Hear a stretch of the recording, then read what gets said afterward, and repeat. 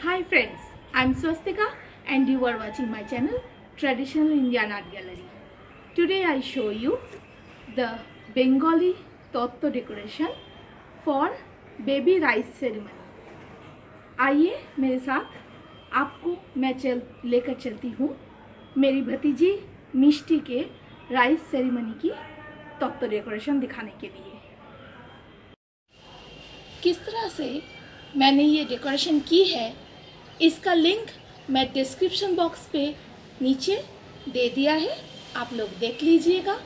अगर मेरा ये वीडियो आपको पसंद आए तो please like, share, subscribe and comments करना भूलिएगा मत और बेल बटन ज़रूर क्लिक कीजिए क्योंकि ये बिल्कुल फ्री है।